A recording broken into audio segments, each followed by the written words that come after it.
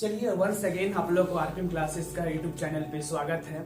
आज जो हम लोग ऐसे चैप्टर के बारे में पढ़ने जा रहे हैं जो जनरली आप लोगों को बहुत हार्ड लगता है, ठीक है, लेकिन उस चीज को टेंशन नहीं लेना है। जहां तक हम देख रहे हैं कि आप लोग को बहुत काफी एक्साइटेड हैं, बहुत काफी खुश हैं, बहुत काफी है सो आप लोग एनर्जेटिक दिखाई दे रहे हैं। आज जो है हाई कंडीशन हम लोग पढ़ेंगे और इस बात को आपको बता देते हैं कि मैक्सिमम टीचर मैक्सिमम लोग जो होते हैं इस चैप्टर को बहुत हार्ड बना देते हैं, लेकिन बस सिर्फ और सिर्फ मेरा 5 बात मानिए, हम मात्र 5 पॉइंट में आपको ये हाई कंडीशंस कंप्लीट करने जा रहे हैं। ओनली केवल और केवल सिर्फ 5 पॉइंट में।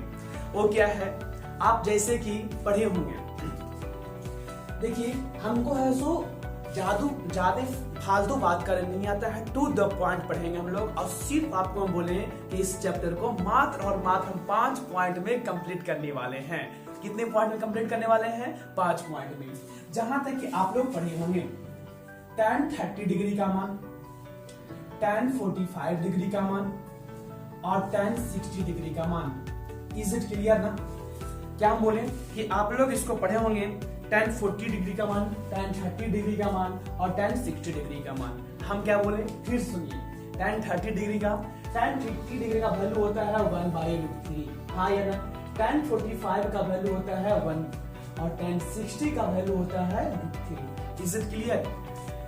3 पॉइंट मैंने बोला आपको, 5 गो संजीवनी बूटी बताएंगे, 5 गो ट्रिक देंगे, 5 वर्ड में 3 गो मैंने यूज कर दिया। कौन कौन? tan 30 डिग्री, tan 45 डिग्री और tan 60 डिग्री, हाँ या ना? अगला एक है एंगल ऑफ इलिविएशन,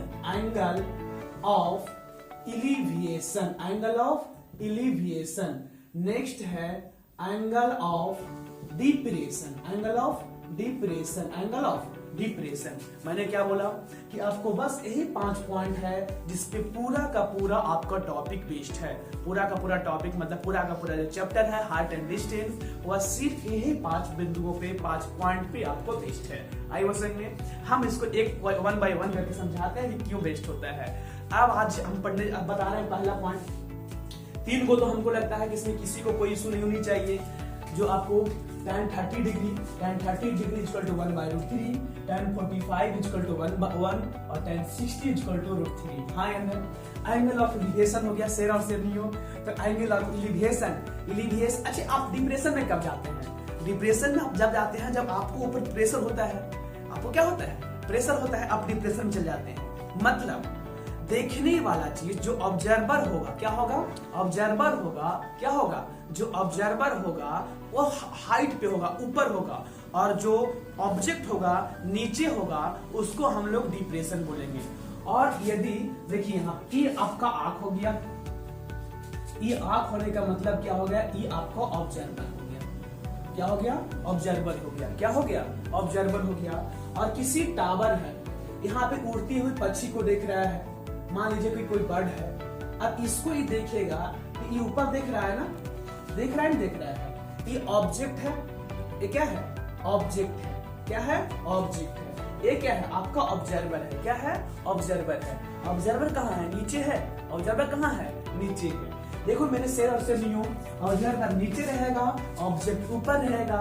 ये जो एंगल बनेगा, इस एंगल को हम बोलेंगे एंगल ऑफ इलिविएशन। क्या बोलेंगे इसको? Angle of elevation. और हम जानते हैं light always travel in straight path. पता है ना आप लोग को कि लाइट कैसे ट्रेवल करता है? स्ट्रेट पाथ में। कैसे ट्रेवल करता है? स्ट्रेट पाथ में।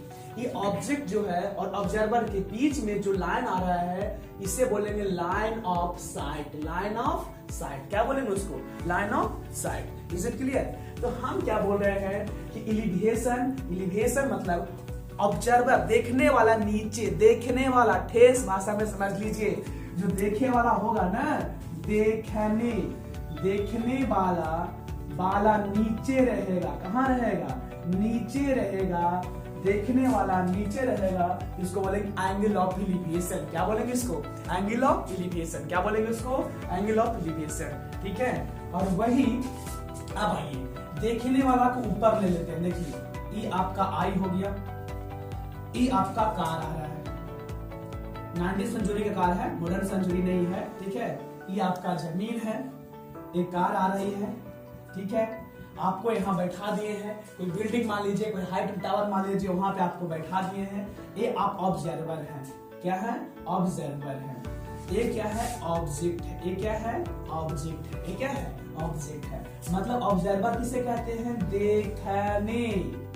याद रखिएगा, देखने वाला मेरा शेर से नहीं हो, देखने वाला ऊपर है। देखने वाला कहाँ है?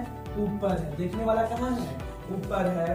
तब ये जो एंगल बनेगा, ये जो एंगल बनेगा, इस एंगल को एंगल ऑफ डिप्रेशन बोलेंगे। क्या बोलेंगे इसको? Angle of depression. क्या बोलेंगे? Angle of depression. क्या बोलेंगे इसको? Angle of depression. याद हो गया? फिर से एक बार रिकैप कर लीजिए आप लोग। tan 30 डिग्री का वैल्यू यूज करेंगे 1/√3, tan 45 का यूज करेंगे 1, tan 60 का यूज करेंगे √3। हाँ है ना?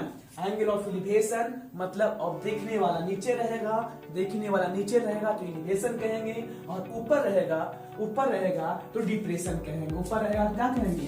डिप्रेशन। आप डिप्रेशन में कब जाते हैं? तो नीचे आप देखते हैं। हाँ है ना? तो आप जब नीचे देख रहे हैं तो आप डिप्रेशन में चले गए, एंगल ऑफ डिप्रेशन कहेंगे। और ऊपर चले गए, ऊपर आप ऑब्जेक्ट जो है ऑब्जर्वर ऊपर हो गया तो डिप्रेशन कहेंगे, और ऑब्जर्वर नीचे हो गया, ऑब्जर्वर कहाँ हो जाएगा? नीचे हो जाएगा, इसको एंगल ऑफ एलिवेशन कहेंगे।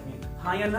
अब आइए इसी चीज को हम point by point, line by line आपको एक एक क्वेश्चन करके हम समझाने की कोशिश करते हैं। आपके एनसीईआरटी का एक एक क्वेश्चन आपको इस हमारे यूट्यूब चैनल में, हमारे क्लास पे फ्री ऑफ कॉस्ट आपको अवेलेबल हो जाएगा। Is it clear? चलिए तो देखते हैं हम लोग क्वेश्चन पे आते हैं। देखो मेरे शेर और शेरनियों, जैसे कि मैंने अभी जस्ट आप लोगों को बताया था कि हम पूरे ये जो बहुत सारे स्टूडेंट के लिए, बहुत सारे जो टीचर लोग इसको जो सर दर्द बना देते हैं, स्टूडेंट को समझने में इसको बहुत प्रॉब्लम होता है। तो सारी की समस्याओं को समाधान करने के लिए आपके क्लास में आपके साथ आपका अपना AK सिंह चलाया है आरपीएम क्लासेस के यूट्यूब चैनल पे। देखिए जैसे कि हम बताए थे कि मात्र और मात्र सिर्फ 5 वर्ड से, मात्र और मात्र 5 वर्ड से आप लोग को यूनिक लग रहा होगा ना कि टीचर क्या बोल रहा है कि हार्ड डेफिनेशन सिर्फ 5 वर्ड में कंप्लीट कर देगा। हाँ, आप लोग को सिर्फ और सिर्फ 5 वर्ड में कंप्लीट कर रहे हैं। जैसे कि अभी आप लोगों को हम पिछले क्लास बताए थे tan 30 डिग्री का वैल्यू 1/√3, tan 45 डिग्री का वैल्यू 1 और tan 60 डिग्री का वैल्यू 3। बताए थे नहीं बताए थे? एक बताए थे एंगल ऑफ एलिवेशन और angle of depression. Angle of elevation कहने का मतलब कहते ऑब्जर्वर नीचे तो एलिवेशन, ऑब्जर्वर ऊपर तो डिप्रेशन। हाँ या ना? डिप्रेशन में जो जनरली तो शिकार होता है, तुमको छोड़ गई है ना, तो डिप्रेशन में आपका तो शिकार है ना। कोई बात नहीं, आ गए हैं तुम्हारे साथ हम हैं तो टेंशन मत लेना।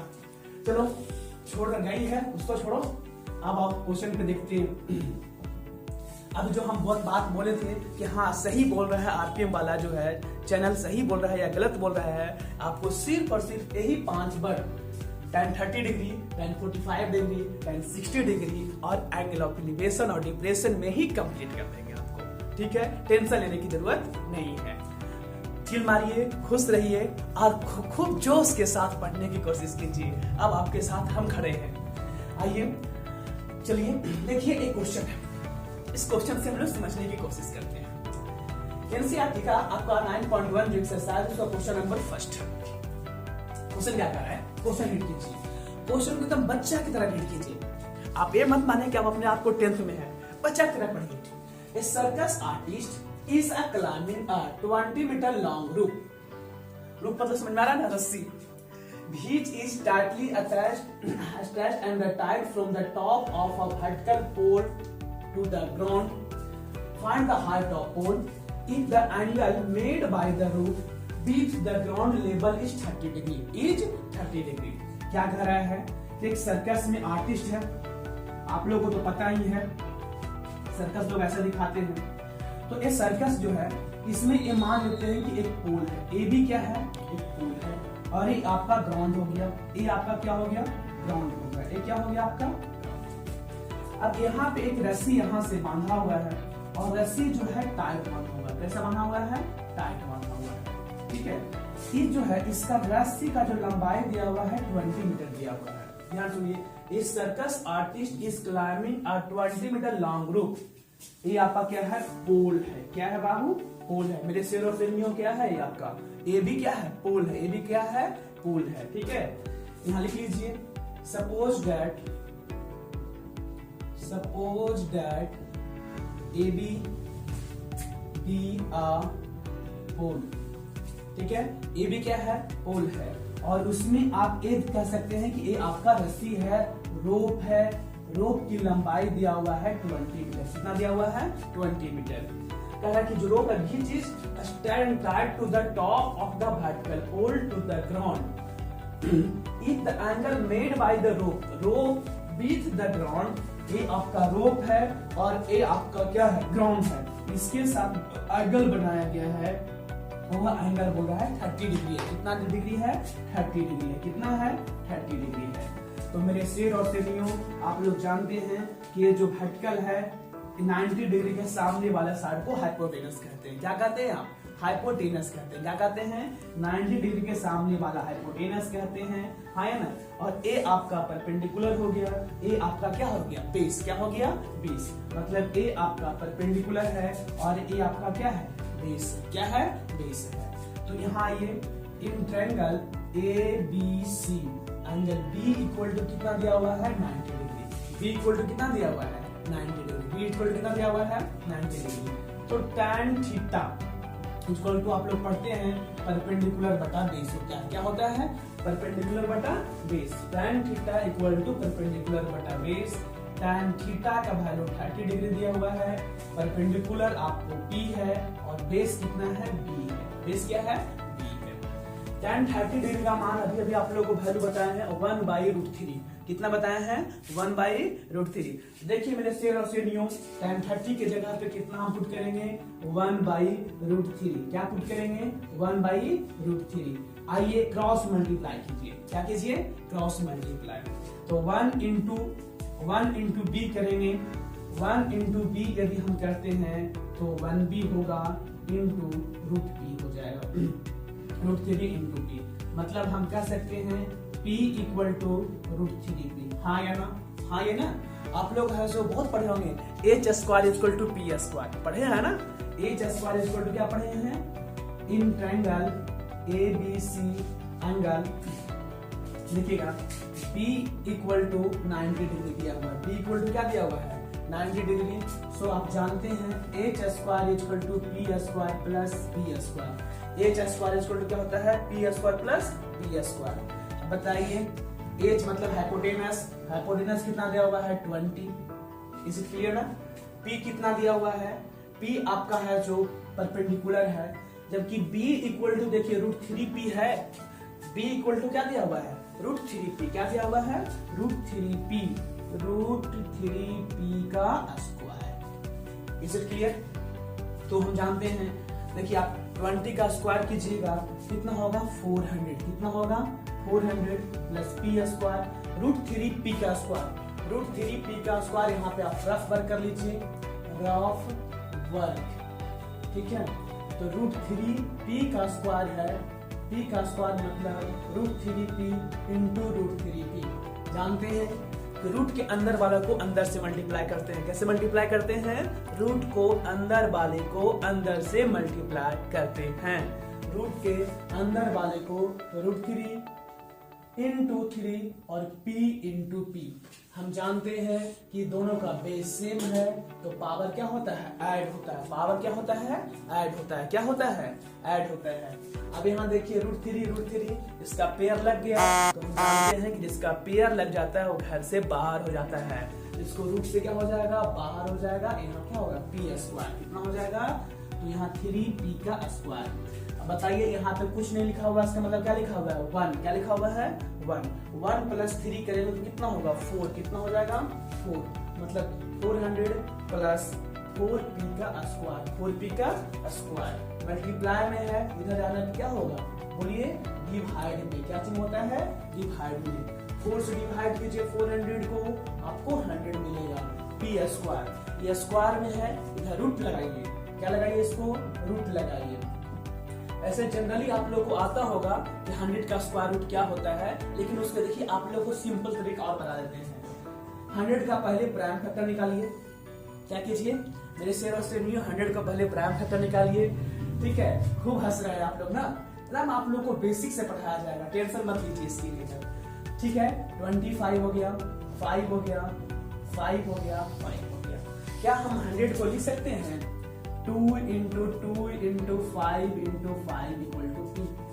जनरली तुम लोग जानते हो ठेस भाषा में कि जिसका शादी हो जाता है, क्या हो जाता है जी? शादी हो जाता है मेरे शेर और शेरनियों, और घर से अपनी मैडम को लेकर बाहर चला जाता है और बूढ़ी माँ बाप को अंदर छोड़ देता है। हाँ या ना? जनरली, सभी को नहीं, आप टेंशन मत लीजिए, आप लोग ऐसे में से नहीं है। चलिए इसका देखिए शादी हो गया, पैर लग गया। इसका भी देखिए शादी हो गया, इसका भी पैर लग गया। तो ये क्या हो जाएगा? रूट से बाहर हो जाएगा। क्या हो जाएगा? रूट से बाहर हो जाएगा। तो 5 इंटू 2 कितना हो जाएगा? 10। कितना हो जाएगा? 10। P का वैल्यू कितना आ गया? 10। कितना आ गया? 10। आपको निकालने क्या कह रहा था? Find the height of the pole. Height of the pole क्या है? P है। हाइट ऑफ द पोल क्या है? P है। तो P का वैल्यू 10 आ गया। तो height of the pole, height of pole equal to कितना हो जाएगा? 10 मीटर। कितना हो जाएगा? 10 metre. Is it clear?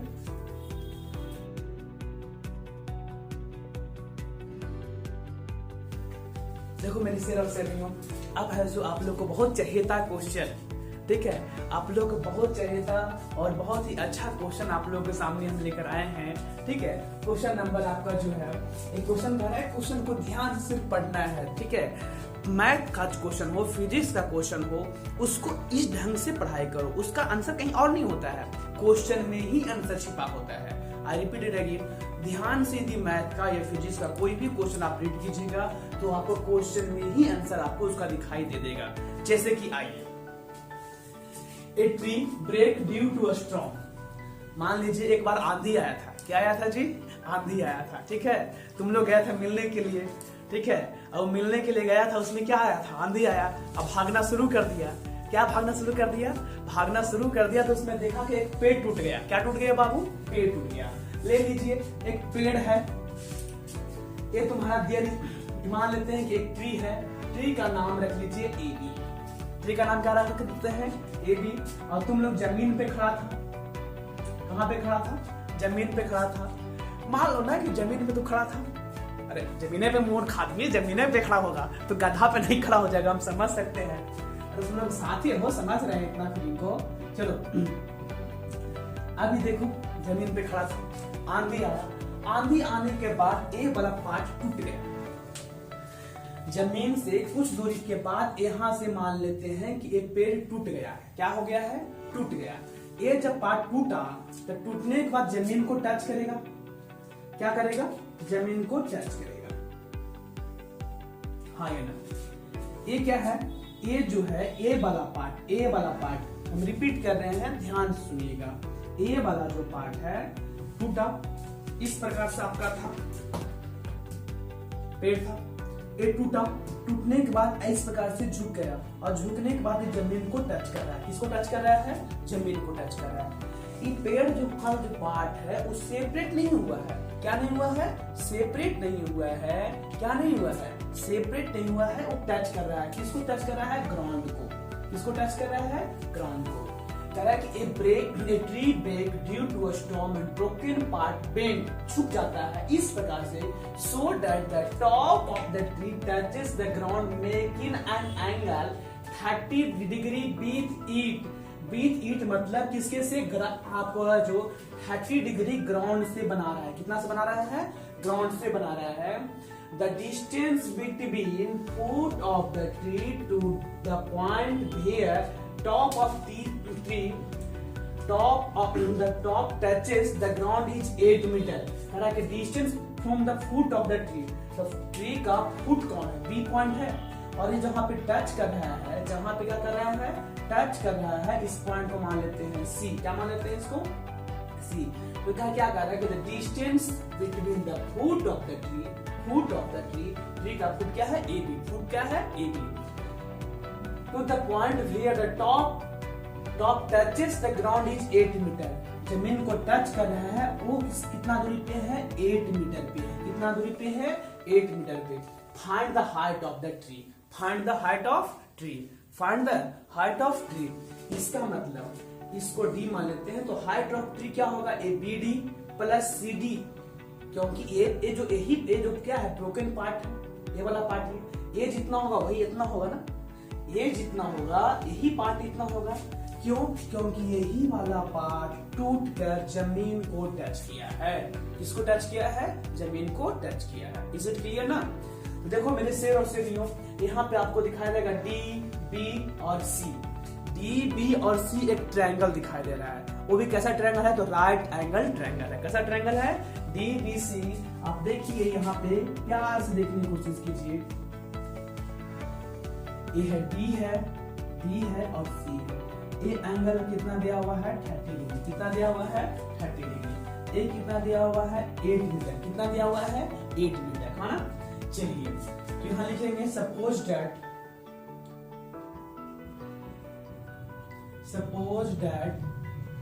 AB be the height of tree. D is point of bending और D क्या है? वैसे पॉइंट है जिससे क्या कर रहा है? बेंड कर रहा है। देखिए हार्ट ऑफ ट्री, तो यहाँ देख रहे हो एक ट्रायंगल बन रहा है। उस ट्रायंगल का नाम है डी, बी और सी। क्या है? D, B, C. Angle B equal to 90 degree. B equal to कितना दिया हुआ है? 90 डिग्री। बताइए ये एंगल दिया हुआ है और ये क्या है? बेस है। ये क्या होता है? परपेंडिकुलर। क्या होता है? परपेंडिकुलर। तो परपेंडिकुलर और बेस में रिलेशन किसमें होता है? tan थीटा में। किसमें होता है? tan थीटा में। और आप लोग को हम बोले थे कि ये सिर्फ और सिर्फ वही 5 वर्ड को हम यूज करेंगे, tan 30 डिग्री, 45 डिग्री और tan 60 डिग्री। हाँ ये ना? तो tan theta equal to perpendicular बटा बेस। थीटा का वैल्यू कितना दिया हुआ है? 30 डिग्री। परपेंडिकुलर कितना दिया हुआ है? बी और डी। बेस कौन दिया हुआ है? BC। tan 30 डिग्री का वैल्यू, tan 30 डिग्री का वैल्यू 1/√3 होता है। कितना होता है? 1/√3। यहाँ लिख दीजिए 1/√3। BD अपॉन BC का वैल्यू आपको दिया हुआ है बेस इक्वल टू कितना दिया हुआ है? 8 सेंटीमीटर। क्रॉस मल्टीप्लाई कीजिए, क्या करना है? 8 × 1 × √3 BD। 8 × 1 कितना होता है? 8 होता है। कितना होता है? 8√3 BD। मल्टीप्लाई में है, इधर जाने पे क्या हो जाएगा? डिवाइड में। क्या चीज हो जाएगा? डिवाइड में। इज इट क्लियर ना? हाँ या ना? BD निकल गया। BD निकलने का मतलब क्या हो गया? आपको ये हो गया परपेंडिकुलर। क्या हो गया बाबू? परपेंडिकुलर कितना आ गया? 8√3। तो आप जानते हैं कि 90 डिग्री के सामने वाले साइड को हम हाइपोटेनस बोलते हैं। क्या बोलते हैं? हाइपोटेनस बोलते हैं। क्या बोलते हैं? हाइपोटेनस। तो in triangle DBC angle B equal to 90 degree था। So H² equal to P² plus B²। Hypotenuse क्या होता है? H² equal to P² plus B²। क्या होता है? H² equal to P² plus B²। तो बताना मेरे शेर और शेरियों, अभी हम परपेंडिकुलर का वैल्यू निकाले थे। T का वैल्यू कितना था? 8/√3। कितना है? 8/√3 का स्क्वायर प्लस इसका यदि देखा जाए तो ये आपका कितना था? 8 का स्क्वायर। कोई दिक्कत नहीं है ना किसी को? चलिए तो यहाँ देखिए 8 का स्क्वायर कितना होता है? 64। और अभी हम बताए थे कि ये देखिए 8√3 का स्क्वायर है। मतलब क्या करना है? 8√3 × 8√3। 8 × 8 64 और √3 × √3 आप लोग को बताए थे कि रूट के अंदर रहेगा, उसको अंदर से मल्टीप्लाई करेंगे, इसका कितना हो जाएगा? 64/3। इसका पेयर लग गया। इज इट क्लियर ना? तो बाई कितना हो जाएगा? 3 प्लस 8 × 8 कितना होता है? 64/1। यहाँ पर कोई इश्यू है किसी को? कोई प्रॉब्लम है? चलिए तो 1 और 3 का एलसीएम लीजिएगा। एलसीएम कितना होगा? 3 होगा। कितना होगा? 3 होगा ना? 3 से 3 में डिवाइड करेंगे 1 × 64 करेंगे 64। 1 को 3 से मल्टीप्लाई करेंगे 3 होगा और 3 × 64 कीजिए आप लोग। 64 × 3 64 × 3। इस वीडियो का मुख्य उद्देश्य यही है कि सारे बच्चे को समझ में आने चाहिए। आपको सिर्फ जोड़ घटाओ मल्टीप्लाई डिवाइड आएगा तो मुझे पता है कि आप लोग को कैसे पढ़ाना है। 4 × 3 कीजिए, कितना होता है? 12। वैल्यू 1। 6 इंटू 3 कितना हो गया 18 प्लस 1 करेंगे 19। बेसिक से आपको इस सारे वीडियो में आपको बताया जाएगा। चलिए दोनों काट कीजिए। 2 प्लस 4 कितना होता है 6, 2 प्लस 4 6, 9 प्लस 6 कितना होता है तो 5 होता है 256/3। एक इसका वैल्यू आया h स्क्वायर का, किसका वैल्यू आ रहा है h स्क्वायर का, हमको निकालना किसका है h का वैल्यू। सो अंडर रूट 256/3, 256 हम जानते हैं 16 इंटू 16 कीजिएगा और रूट 3 का रूट पेयर लग भी रहा है, तो जिसको पेयर लगता है वो रूट के बाहर हो जाता है, तो एज का वैल्यू आ जाएगा 16/√3। क्या आ जाएगा 16/√3। आपको हम बताए थे कि एज का वैल्यू आया 16/√3 और आपको अभी हम जस्ट बताए थे कि ए पार्ट जो है, ए वाला पार्ट कोई और नहीं है, ए वाला पार्ट ही है, मतलब यही पार्ट झुका हुआ है ना, मतलब ए आपको एडी जो होगा ये हम लिख सकते हैं कि AD is equal to CD due to bending part, due to bending part. कैसा पार्ट है तो AD equal to, so AD equal to 16/√3। Height of tree, height of tree equal to, height of tree equal to लिख सकते हैं AD plus BC, AD plus BC। AD का भी अभी just हम लोग देखे हैं कितना है 16/√3 और BC है, BC देख लीजिए, सॉरी BD अभी जस्ट हम लोग निकाले थे 8√3। क्या निकाले हैं 8√3। तो देखिए यहाँ पे एलसीएम लीजिए, √3 और √3 है क्या है सेम क्वांटिटी है, लड़का है, लड़के होगा ना कि लड़की भी हो जाएगा। एलसीएम आप जैसे जानते हैं 2 का एलसीएम कितना होता है 2 होता है, 5 का एलसीएम कितना होगा 5 होगा। उसी प्रकार से √3 और √3 का एलसीएम 3 होगा 16 प्लस 8। भाई मेरे शेर और शेरियों आप लोग पढ़े होंगे क्लास 9th में कि इसको रेशनलाइजेशन बोलते हैं। नीचे रूट किसी को पसंद नहीं है, क्या नहीं पसंद है रूट पसंद नहीं है, तो उसको रूट को हटाने के लिए क्या करते हैं रेशनलाइज करते हैं। क्या करते हैं रेशनलाइज कीजिए, तो √3 से ऊपर भी और √3 से नीचे भी, तो क्या होगा 24√3 और √3 इंटू √3 अभी बताए थे आप लोगों को कि 3 होता है, इसको कैंसिल करेंगे तो क्या होगा 8√3 मीटर। मतलब आपका फाइनल जो हो गया हाइट ऑफ ट्री हम कह सकते हैं कितना आया है 8√3 metre, 8√3 metre. Is it clear? एक बार ध्यान से देखिएगा और एकदम बेसिक वे में जहां पे भी मल्टीप्लाई डिवाइड एलसीएम वगैरह लेना है मैंने सब कुछ कर दिया है। यदि नहीं समझ में आया तो फिर से इस वीडियो को रिमाइंड करके बैक करके इसको फिर से देखने की कोशिश कीजिएगा। मेरा इस पूरे क्लास का मेन मोटो है कि जिसको सिर्फ ऐड सब्ट्रैक्ट मल्टीप्लाई डिवाइड आए उसको मुझे मैथ पढ़ाना है, ठीक है। और इस वीडियो को कोशिश कीजिएगा कि मैक्सिमम से मैक्सिमम लोगों तक पहुंचाने की कोशिश कीजिएगा, अपने दोस्तों के साथ, अपने जो कलीग्स के साथ, सभी के साथ इसको भेजने की कोशिश कीजिएगा ताकि अच्छे स्कोर कर सके, ठीक है।